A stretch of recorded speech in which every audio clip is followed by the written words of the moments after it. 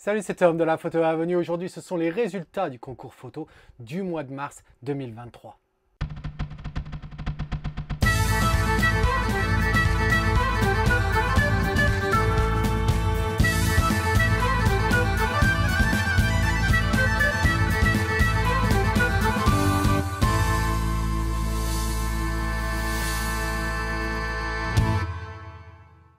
Alors en effet, ce sont les résultats du concours photo du mois de mars 2023 et aujourd'hui dans cet épisode, c'est la catégorie portrait. Alors qui dit portrait, justement, j'ai une petite annonce ou du moins un rappel car j'espère que tu connais déjà cette annonce spéciale.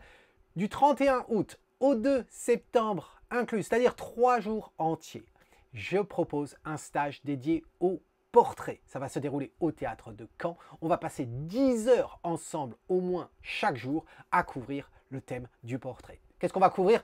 C'est très simple. On va déjà revoir les bases de la photo en ce qui concerne le portrait. Être sûr qu'on comprend bien comment toute l'exposition, tout ça, l'ouverture, comment tout ça, ça joue ensemble et ça a un impact sur les portraits. Mais qui dit portrait dit forcément la pose. Comment interagir avec son sujet, comment visualiser une scène et raconter une histoire ou une personnalité avec un portrait. Très souvent en portrait, on est amené à utiliser la lumière naturelle, mais aussi la lumière artificielle. Donc on verra tout ce qu'il faut savoir en ce qui concerne l'utilisation de lumière artificielle, comment on peut la transformer, quels sont les équipements qui existent, quels sont ceux qu'on peut utiliser en fonction des budgets, en fonction des attentes que l'on a. Et puis ensuite, on verra comment utiliser la lumière naturelle. On verra également comment combiner la lumière naturelle et la lumière artificielle.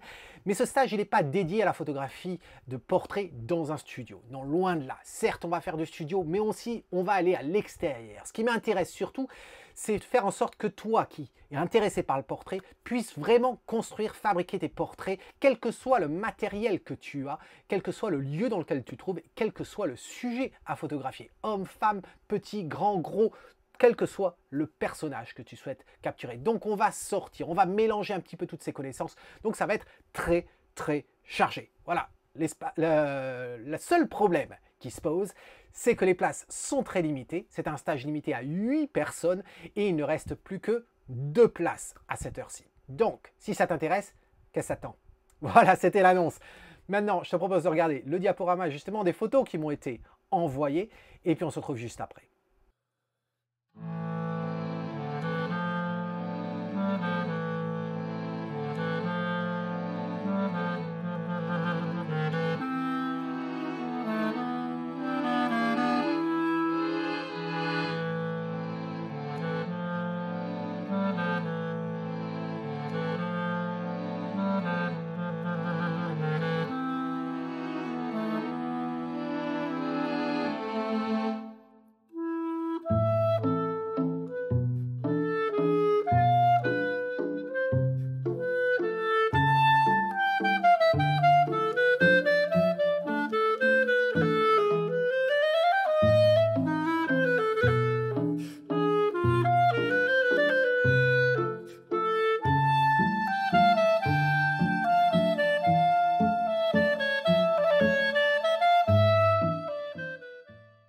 Alors j'espère que tu as aimé ce diaporama des 7 images qui m'ont été envoyées dans la catégorie portrait. Regardons ça de plus près.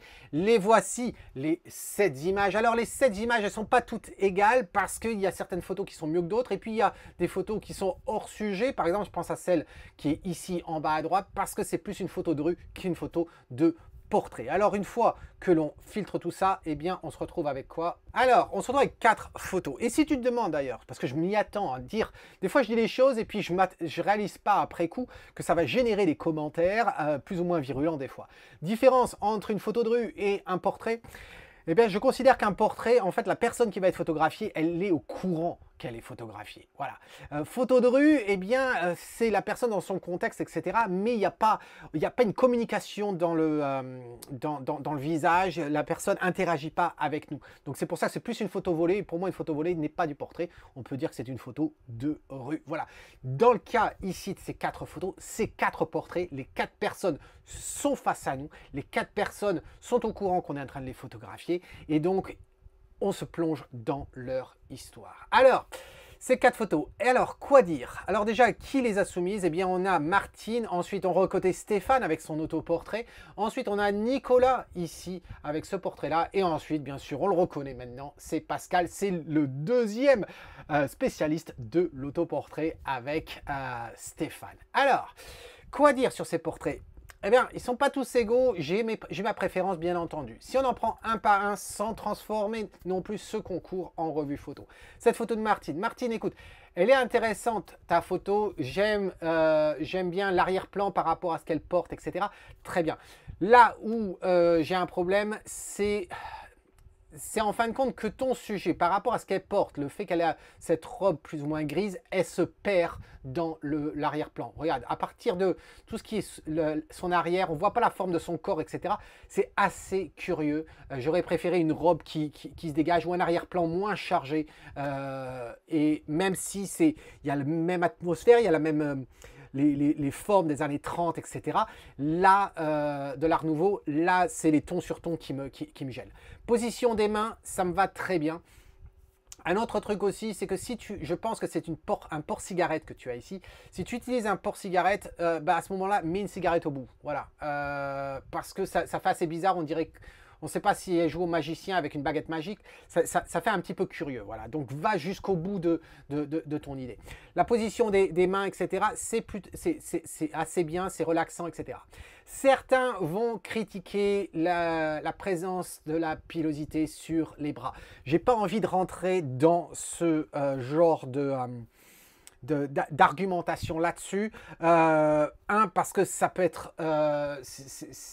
ça peut porter atteinte au sujet, je ne connais pas la personne. Donc, la question, est-ce que le fait qu'on voie les poils relativement sombres sur les bras, est-ce que c'est féminin ou pas? J'ai pas envie de rentrer dans ce débat-là. Je crois que chaque sujet, chaque artiste a droit à son point de vue là-dessus. Donc, j'ai pas envie de rentrer là-dessus.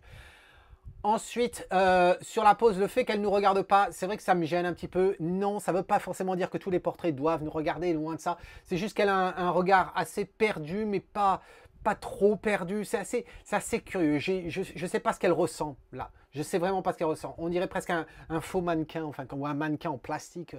Donc voilà, ça me gêne un peu ici. J'ai un manque de communication, on va dire, avec le sujet. Mais il y avait de l'idée au départ. Stéphane, c'est incroyable l'avancée, l'évolution des autoportraits de Stéphane. J'aime à croire que le stage auquel il a participé l'année dernière, le stage de portrait, y a contribué. On le voit très clairement dans le fait, par exemple, que son polaire, c'est pas la première fois qu'il fait des photos avec son polaire. Son polaire n'est pas bouché, tout ça, c'est bien avec les détails. L'éclairage, c'est soigneux. Il n'y a plus de cramé, comme on avait souvent l'occasion de le voir. Les mains, etc., ça a l'air, c'est bien. Donc, tout ça, ça me paraît bien. Il y a seuls 2 points en fait qui vont me gêner. Le premier point, ça va être sur les cheveux ici. Là, tu t'aperçois qu'on a des tons relativement neutres, gris, mélangés. Ici, cette petite touffe-là est un petit peu sombre et elle dégage du reste. Donc, c'est ça qui va me gêner ici. Donc là, j'aurais fait quelque chose dans Photoshop. Et ensuite, c'est un portrait qu'on pourrait presque assimiler à du hardcore. Et donc, du coup... De par le fait qu'on utilise plusieurs sources lumineuses pour sculpter en fin de compte notre sujet, le problème c'est que ce que fait Harcourt, ils sont extrêmement minutieux dans la position de l'éclairage. Or, on ne peut pas être trop minutieux quand on fait de l'autoportrait ici. Et si on avait photographié cette photo et que ce n'était pas un autoportrait, Dieu sait que j'aurais fait attention à ce que la monture, l'ombre de la monture ne vienne pas au milieu de l'œil comme ceci. Voilà. Celle-ci me gêne un peu moins, mais vraiment celle-ci au milieu de l'œil va me gêner. Donc c'est vraiment dommage. Mais sinon, quelle évolution. Celle-ci de Nicolas, il nous regarde, certes. Je ne sais pas si tu avais fait ça quand tu es parti en Inde ou pas. Il y a quelque chose, mais en même temps, eh bien, je ne ressens pas autant d'émotions comme j'avais pu ressentir à la dernière photo que tu nous avais proposée. Une photo que tu avais prise dans la rue également, mais je trouvais que ça parlait plus. Là, je ne ressens pas beaucoup d'émotions. Je t'avouerai qu'ensuite, il y a certaines choses qui vont me gêner.